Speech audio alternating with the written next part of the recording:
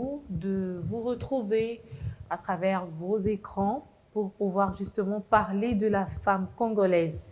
Dans toutes ses facettes, bien sûr, hein, on reçoit toutes les femmes de toutes les catégories et aujourd'hui, nous avons encore un nouveau visage féminin, Gloria Dioko. Elle est femme entrepreneur, motivatrice. Elle est propriétaire d'un restaurant Hot and Cold. Elle est initiatrice d'une plateforme transformationnelle Autant de casquettes. Bienvenue à vous, madame, messieurs. Bienvenue également à notre invité du jour. Merci. Est-ce que j'ai oublié quelque chose par rapport à votre présentation? Non, vous avez presque tout dit. Alors, vous êtes également épouse? Oui, je suis épouse et mère de 2 enfants. Vous êtes mère de 2 enfants. D'entrée des jeux, vous êtes jeune. Apparemment, vous avez beaucoup d'ambition. Vous rêvez grand. Vous avez déjà initié beaucoup de choses. Qu'est-ce qui vous motive, Gloria Dioko? La plus grande chose qui me motive, ce sont mes objectifs. Les objectifs que je me suis fixés à atteindre. Mais au-delà de cela, il y a aussi mes enfants qui me motivent le plus parce que j'aimerais qu'ils puissent trouver en moi un modèle. J'aimerais que demain, lorsqu'ils grandiront, qu'ils ne cherchent pas à trouver d'autres personnes comme des mentors, comme des modèles, à avoir leur propre mère comme un mentor. Mais c'est plus mes objectifs qui me motivent à pouvoir faire tout ce que je fais. Alors, dans cette émission, on va parler plus de l'entrepreneuriat féminin, perspectives et défis. En République démocratique du Congo, les femmes entreprennent, vous le savez. Elles tiennent l'économie de manière informelle, mais elles font face à plusieurs défis. Et je crois que Gloria, étant déjà de plein pied dans ce domaine, elle va nous parler de son expérience, mais aussi on va un peu parler de sa casquette de motivatrice. C'est quand même un domaine, je crois qu'on va commencer par là, un domaine qui prend de plus en plus de l'ampleur, surtout à travers les réseaux sociaux. C'est quoi être motivateur ou motivatrice? Bon, tout le monde peut être motivateur. C'est pas exclu, ça n'empêche pas que quelqu'un d'autre puisse être motivateur. De nos jours, c'est tout le monde qui peut l'être. Être motivateur, être motivatrice, c'est au-delà de, avant tout, c'est d'abord une passion. Parce que vous motivez les autres à sortir d'où ils sont ou bien à atteindre leurs objectifs. Beaucoup de gens négligent la motivation, alors que de nos jours, pas de nos jours, nous avons tous besoin d'être motivés pour pouvoir atteindre des objectifs précis. Je donne un exemple. Une femme qui est en pleine salle d'accouchement, en plein travail, la femme qui veut sortir le bébé, n'est-ce pas que les médecins, les femmes sages, les infirmières qui sont là motivent la femme en lui demandant de pousser, respirer, ça va aller, tu es forte. Hein, par moments, les femmes sages ne jouent pas forcément ce rôle-là. Ah, ça dépend des lieux, oui, mais cela ne manque pas, parce que même dans les villages, il y en a qui le font. On va pas peut-être te le dire de la manière peut-être que ce sont des exceptions voilà, aussi, hein. Mais il y en a, on motive toujours la femme, sois forte. Le fait juste de te dire sois forte, c'est déjà une motivation. Le fait de te dire pousse, c'est déjà une motivation. On peut te laisser aussi faire tout le travail seul. Donc la motivation commence dès la genèse des choses jusqu'à l'apogée. Et la motivation, c'est un accompagnement de la vie d'une personne. La motivation, c'est naturel. Mais c'est quelque chose qui est naturel. Ce coaching-là a pris quand même de l'ampleur avec la venue des réseaux sociaux, l'utilisation des réseaux sociaux, où maintenant on a vu beaucoup de gens se déclarer motivateurs, motivatrices. Ça part d'où? D'une expérience malheureuse que vous-même vous avez vécue ou juste, comme vous avez dit, une passion? Pour moi, c'est plus une passion. C'est vrai que nous rencontrons tous des expériences malheureuses. Ça, personne ne peut le nier. Mais au-delà de tout, pour moi, avant tout, c'est d'abord une passion. Je l'ai commencé et j'ignorais que je le faisais. Et au fur et à mesure, cette passion commençait à brûler au fond de moi. Et en quelque sorte, c'était aussi un appel, une mission. J'ai compris que c'était une mission que j'avais pour moi, de motiver, aider les autres à atteindre leurs objectifs, à les aider à se sentir mieux dans leur peau. Et parfois, on se sert aussi de nos expériences enrichissantes, malheureuses, pour pouvoir aider les autres aussi à avancer. C'est vrai, avec la venue des réseaux sociaux, tout le monde se dit être motivateur. Et mais du coup, vous êtes trop critiqué. Hein, à ça, surtout en RDC, on ne le refuse pas. Mais lorsque vous partez ailleurs, un motivateur, c'est quelqu'un qu'on paye cher pour être coaché par un motivateur. Mais ce que je dirais avec la venue des réseaux sociaux, c'est juste coup de pouce pour réveiller cela, pour faire savoir cela, parce que les gens ne le savaient pas. Ici, en Afrique, surtout, les gens ne connaissaient pas que... Les gens ne les savaient pas, Voilà. mais les gens évoluaient quand même. Voilà, les Ça gens les empêchait évoluaient pas. quand même, mais il y avait des gens qui le faisaient en, comment je peux dire, en cachette ou bien en apartheid sans que les réseaux sociaux les voient. Mais il y a aussi des motivateurs que les réseaux sociaux ne connaissent pas, qui le font. Nous avons des psychologues qui sont en quelque sorte des motivateurs. Il y a beaucoup, bon, c'est vrai qu'en Afrique, lorsque tu vas voir un psychologue, on te Ça veut dira, dire que tu es fou. voilà. Mais ils sont en quelque sorte des motivateurs parce qu'ils sont pas là à vous dire exactement ce que vous voulez entendre, mais ils vous aident à pouvoir sortir d'une circonstance quelconque, à pouvoir vous améliorer. Moi, je me dis juste, la venue des réseaux sociaux, les réseaux sociaux a juste permis à ce que la motivation puisse être connue de tous. Mais c'est pas un phénomène qui date d'aujourd'hui, c'est un phénomène qui date de longtemps. Quand est-ce qu'on motive en fait? On motive à chaque moment. Ah bon? À chaque instant. Moi, je me motive à chaque instant. Par moments, vous paraissez comme des personnes trop saintes, des personnes qui ne rencontrent pas des difficultés, des personnes qui ont des bâtons magiques pour résoudre tous les problèmes du monde. Je vous lis souvent, de manière générale, les coachs, les motivateurs, avec beaucoup de casquettes que vous vous donnez vous-même, chacun selon ses convictions en fait. Nous ne sommes pas des saintes. Et parmi nous, c'est vrai, il y a des personnes qui vivent des moments très difficiles. Et il y en a qui se servent de leurs leçons, de leur expérience pour pouvoir aider les autres. Je donnerai juste mon exemple. Lorsque j'ai organisé Transformationnel, j'ai passé des moments très difficiles. Transformationnel a commencé alors qu'on avait $0 dans la caisse pour Transformationnel. Mais on était là, on motivait les autres. On parlait, on partageait, on se servait de notre expérience, des problèmes, des circonstances que l'on rencontrait pour pouvoir aider, continuer à motiver les autres. En fait, lorsque c'est une passion, tu ne te forces pas. Tu peux puiser de ce qui t'arrive, bonheur comme malheur, pour pouvoir motiver les autres à aller mieux. En fait, c'est que je peux dire, c'est une charge qui se repose sur toi. Si tu ne le fais pas, tu ne te sens pas bien. Les recettes que vous donnez aux gens, ça marche? Oui. Et en tout cas, il y a des retours très positifs.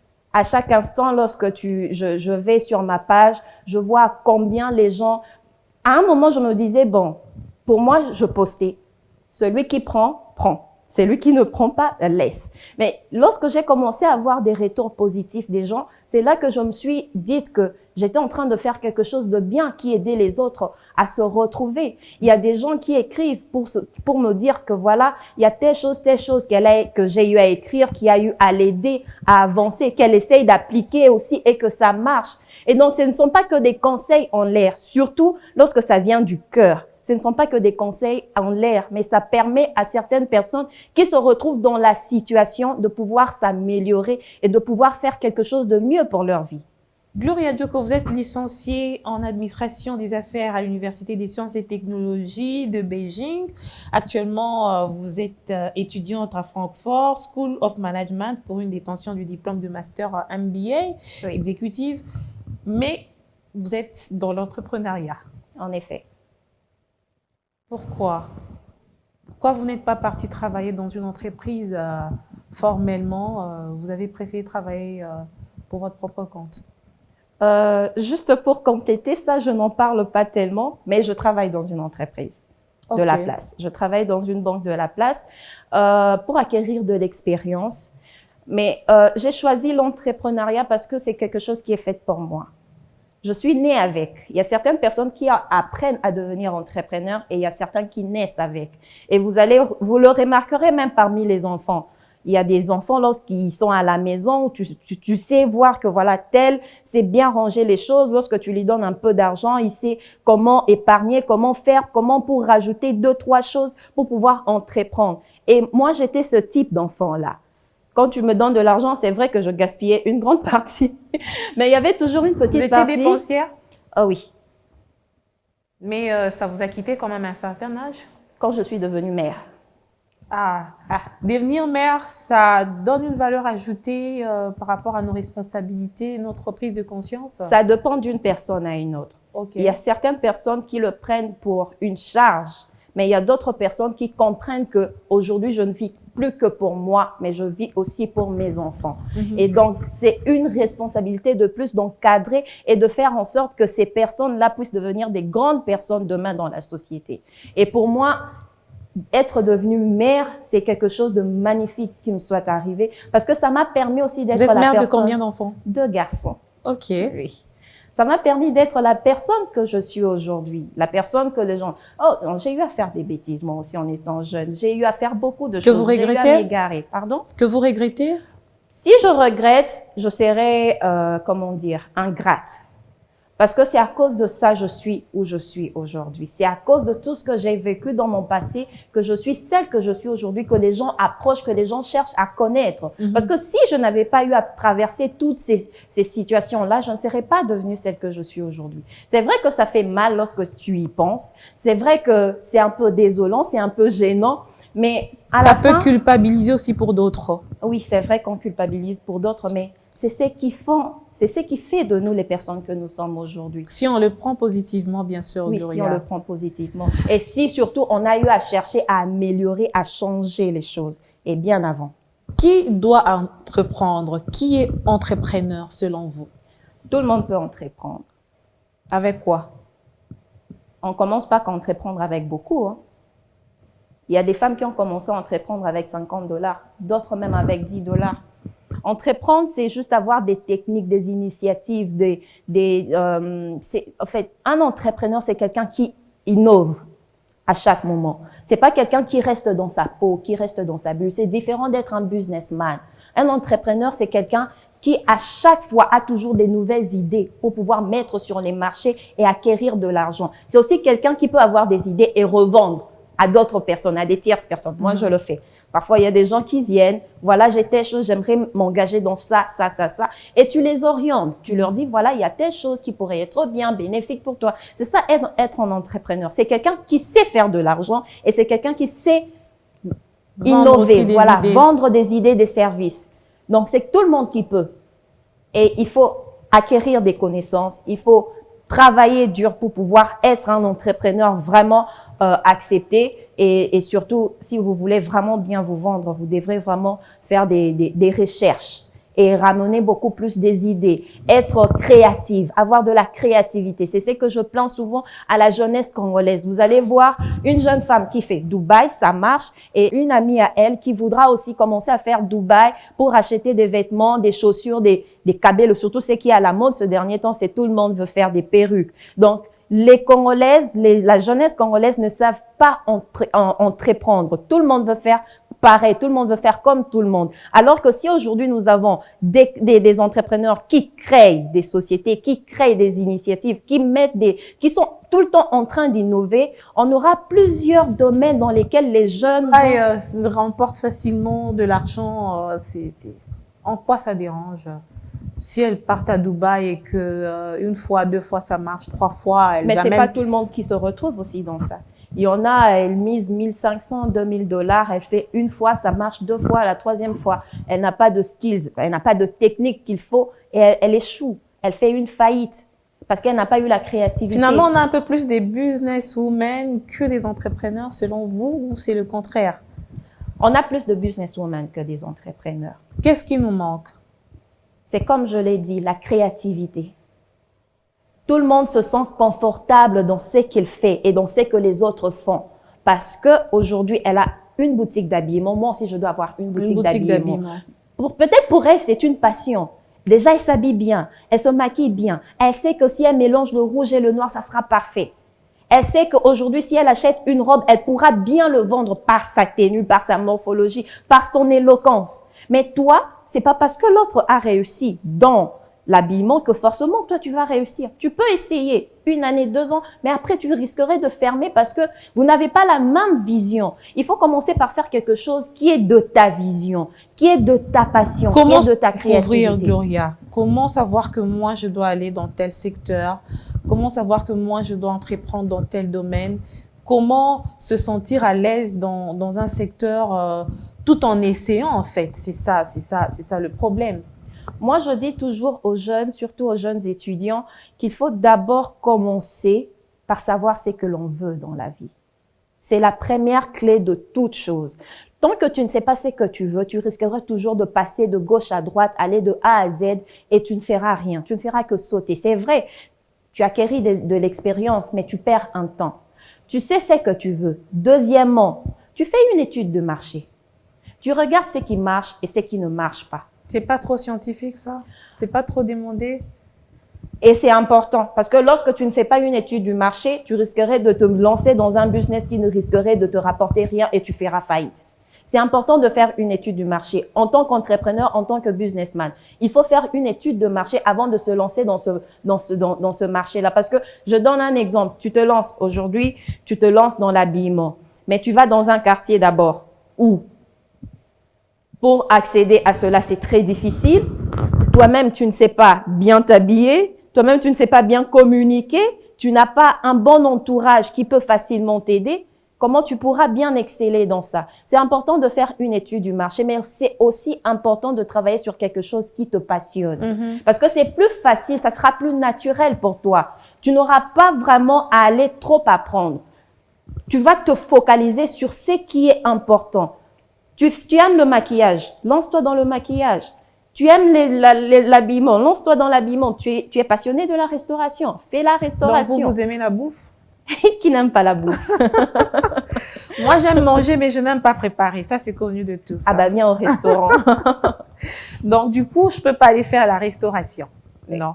Donc, vous aimez préparer, vous avez du talent dans ce sens-là. J'aimais pas préparer, c'est mon mari qui m'a donné le goût de préparer. Ah, ok. Oui. Donc, ce partenariat, cette complicité, complémentarité vous a aussi aidé à vous stabiliser dans un domaine qui n'est pas du tout aussi facile en République démocratique du Congo, la restauration. Mais surtout aussi l'étude du marché, parce que j'ai su savoir ce que les Congolais aiment.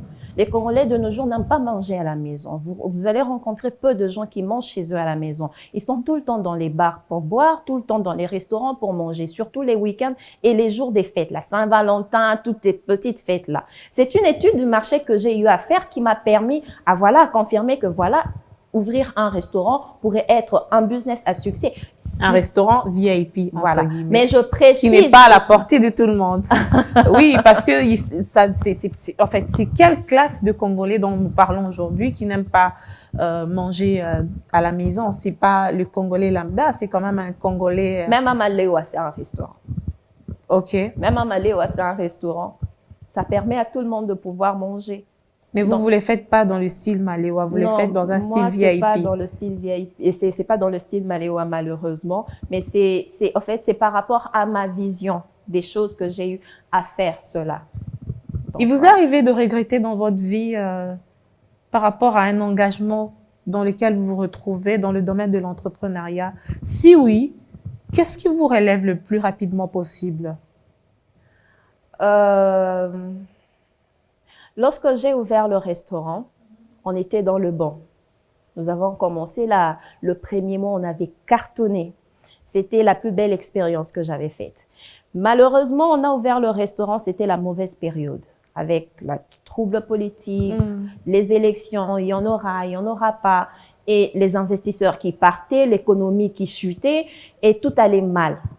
Et on a passé pratiquement 1 an, il n'y avait pas de recette. On a passé des moments très difficiles. Et c'était en ce moment-là que je commençais à regretter.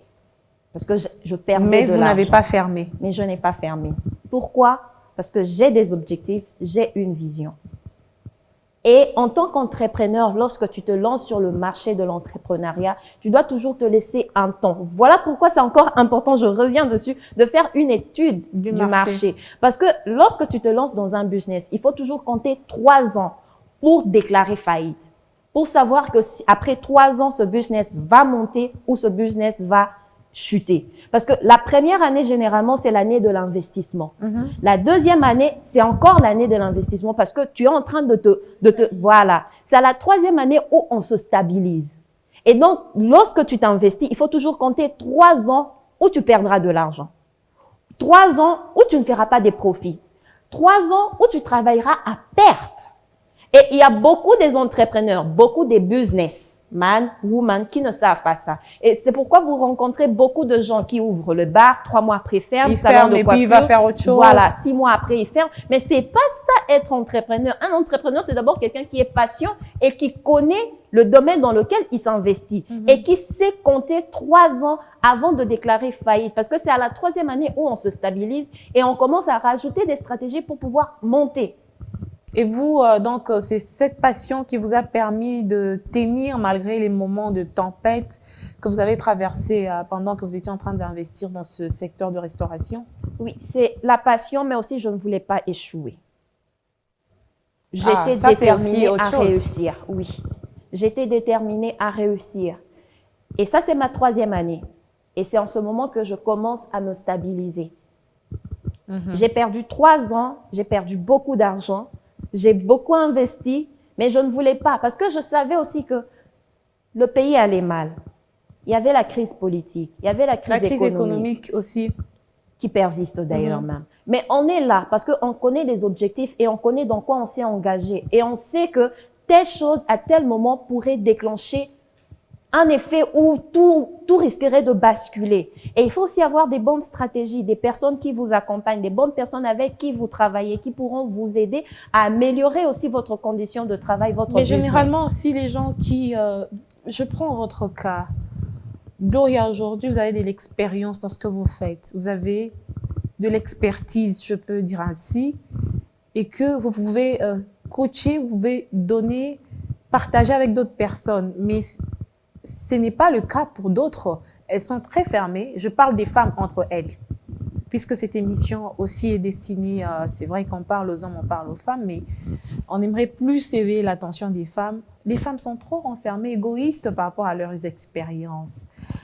Est-ce que aujourd'hui vous ne pouvez pas dire à ces femmes-là qui ont de l'expérience dans un domaine de pouvoir servir d'exemple aux autres et de partager aussi cette expérience-là? J'espère que ce n'est pas votre cas. Non, moi, Déjà que vous êtes motivatrice. En tout cas, moi, j'apprends toujours aux autres. D'ailleurs, j'incite toujours les femmes à entreprendre. Même lorsqu'on est femme au foyer, je me sens dans l'obligation d'entreprendre. Parce qu'il ne faut pas être la charge pour un homme. Et moi, j'ai toujours eu à dire ça. Les femmes, on se détruit entre nous. Ce n'est pas aux hommes.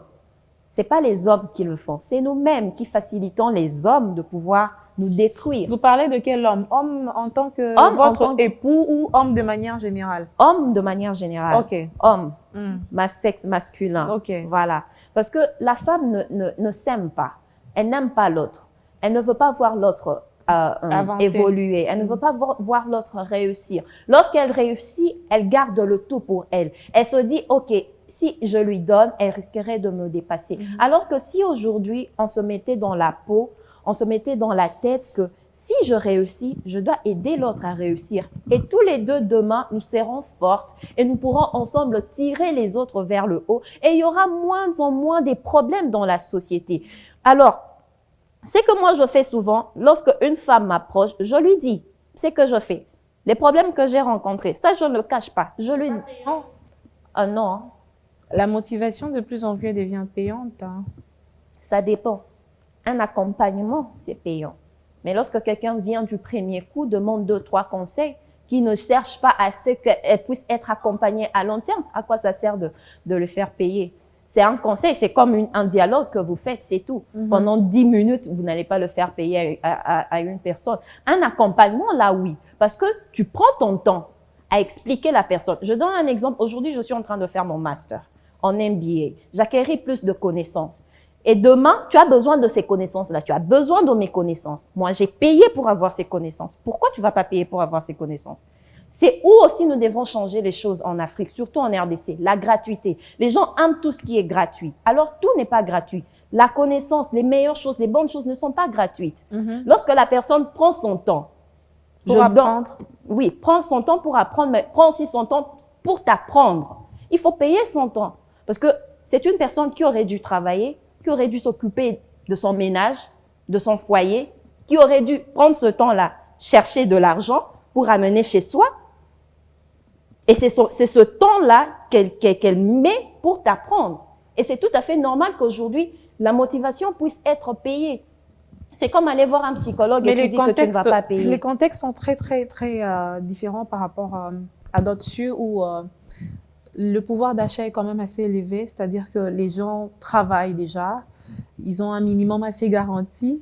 Vous n'allez pas demander à quelqu'un qui n'a pas une certaine garantie par rapport à sa survie, mais qui veut investir dans un domaine, aller encore investir, par exemple, pour un accompagnement. L'étude du marché aussi, ça se paye par moment, parce que quand on n'a pas de l'expertise, il y a des gens qui le font de manière assez professionnelle. Mais ici, les gens vont vous dire qu'ils n'ont pas d'argent pour ça.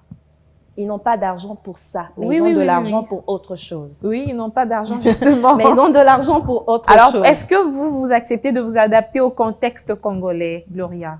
Non, parce que c'est ça que nous cherchons à combattre, le changement de mentalité. C'est comme je l'ai dit tout à l'heure, les gens aiment bien la gratuité.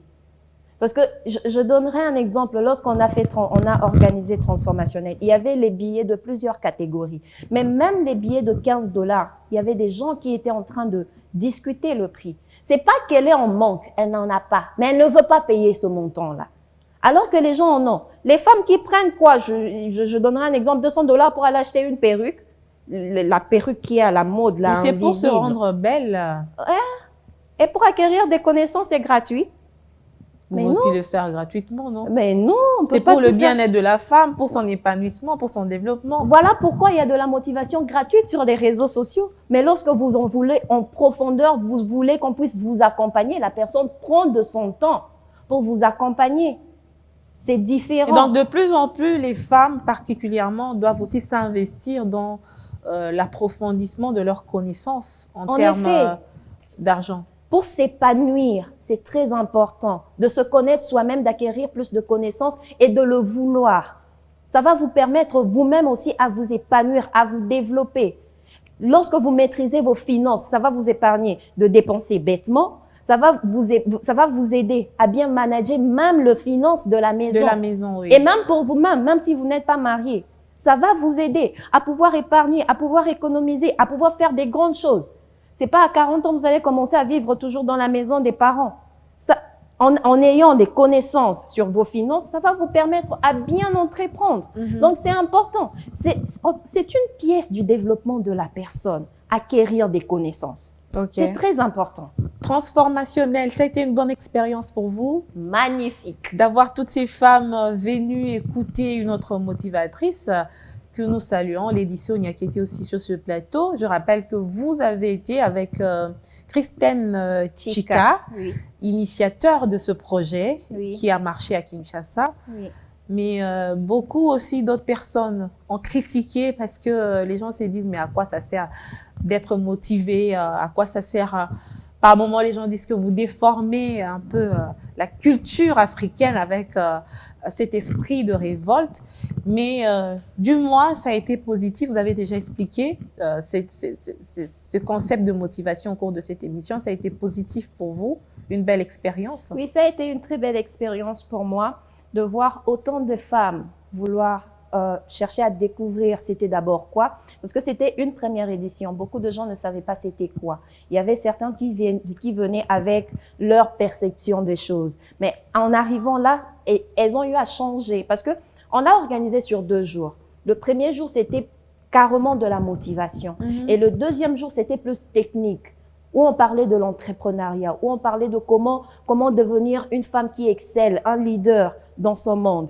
Donc, moi, je mélange la motivation au développement personnel. Et pour se développer, il faut acquérir plus de connaissances. Il faut apprendre. Il ne faut pas seulement écouter. Je suis motivée, je suis motivée, je suis motivée. Mais ensuite, il faut adapter cette motivation. Donc, tu dois apprendre, tu dois avoir des connaissances, tu dois avoir des techniques, tu dois avoir tout ce qu'il faut pour pouvoir, des outils, pour pouvoir appliquer cette motivation. Les résultats, vous en avez déjà? Oui, nous avons des résultats.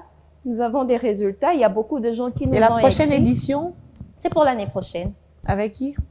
On cherche encore, on réfléchit sur qui faire venir la prochaine fois. Peut-être ça sera les motivateurs congolais pour une fois.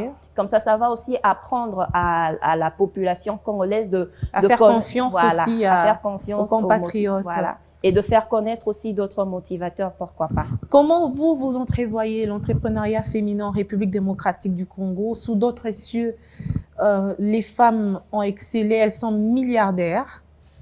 Quand on parle du pouvoir d'achat, quand on parle des femmes fortes, quand on parle des personnes qui tiennent l'économie de certains pays africains, je vais quand même les citer. Par exemple, au Nigeria, il y a des femmes qui sont milliardaires. Est-ce que vous pensez que la République démocratique du Congo pourrait aussi s'inscrire sur cette lignée et avoir des femmes très, très puissantes? Je le pense, oui, mais il faudrait d'abord que le gouvernement commence par aider les entrepreneurs. C'est que le gouvernement ne fait pas. Je donnerai un petit exemple, les taxes, les impôts. Vous êtes asphyxié? Trop. On paye plusieurs taxes. Ce sont les mêmes taxes qui reviennent sous différents noms. Et les entrepreneurs ne se retrouvent pas. On se retrouve en une année, vous avez payé plus de 50 taxes. Et c'est les mêmes taxes qui reviennent. Et ce sont des taxes exagérées.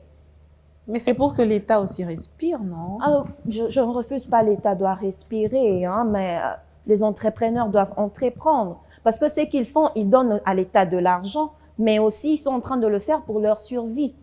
Et si tout on donne à l'État, l'entrepreneur fera quoi? Voilà pourquoi nous nous retrouvons, il n'y a aucun milliardaire, il n'y a aucun millionnaire sur la liste des millionnaires de l'Afrique. Parce que l'État congolais n'aide pas les Africains, n'aide pas les Congolais. Il n'aide pas les Congolais à avancer. Il y a des taxes, il y a la DGRAD, il y a la DGRK, il y a la DGI. Et dans la DGRK, il y a encore d'autres taxes. DGI, il y a encore d'autres taxes, il y a encore d'autres impôts, mais c'en est de trop. Pourquoi pas grouper tous ces taxes, en faire qu'un seul et déterminer une période précise où on doit payer?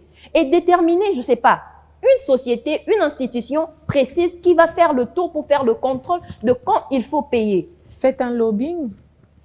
Pardon? Réunissez-vous. Je pensais déjà à ça. Moi, je pensais d'ailleurs même faire une marche. Ah, les marches, on en a eu tellement ici au Congo. Non, même pas les entrepreneurs contre les taxes.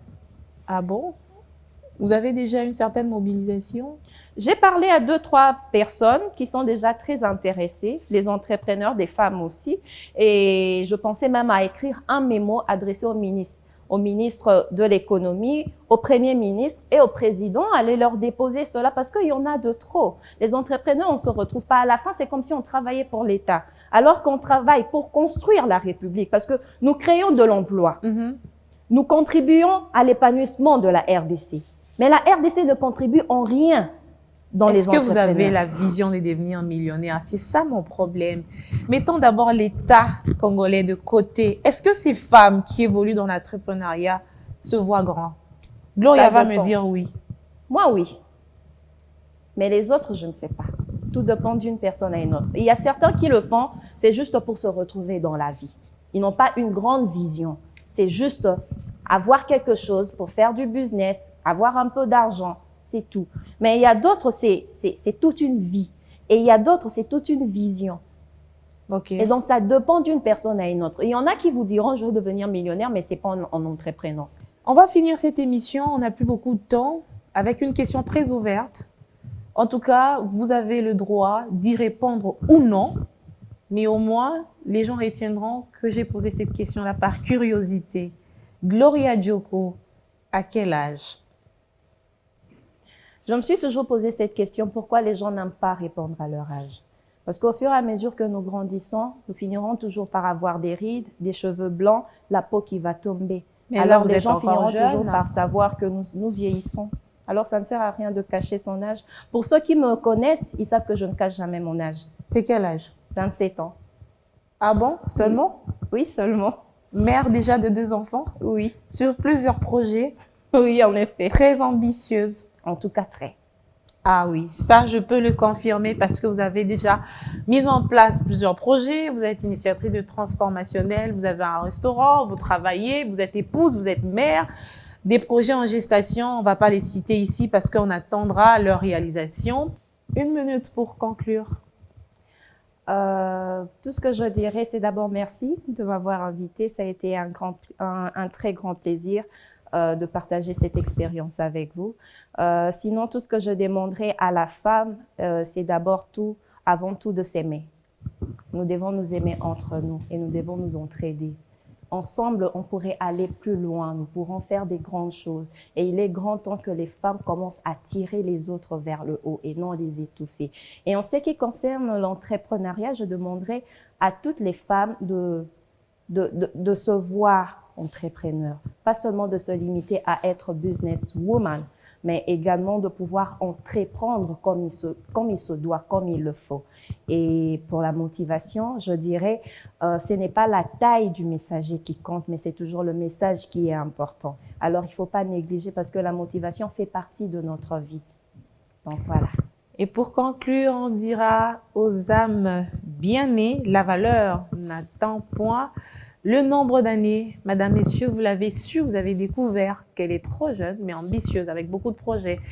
Elle est initiatrice de transformationnel, propriétaire d'un restaurant, elle travaille, épouse, mère. À 27 ans, c'est pas mince affaire, mais elle tient. En tout cas, c'est pour donner exemple à toutes ces jeunes filles qui nous suivent, qui sont encore peut-être à l'université ou qui sont encore chez leurs parents ou qui sont déjà dans le domaine de l'entrepreneuriat, mais qui rencontrent des difficultés. Gloria a donné beaucoup de secrets au cours de cette émission. Madame, Messieurs, merci de nous avoir suivis ce soir. Je vous retrouve très bientôt avec un nouveau visage féminin pour justement, encore une fois, vous motiver davantage. Au revoir et merci chez vous.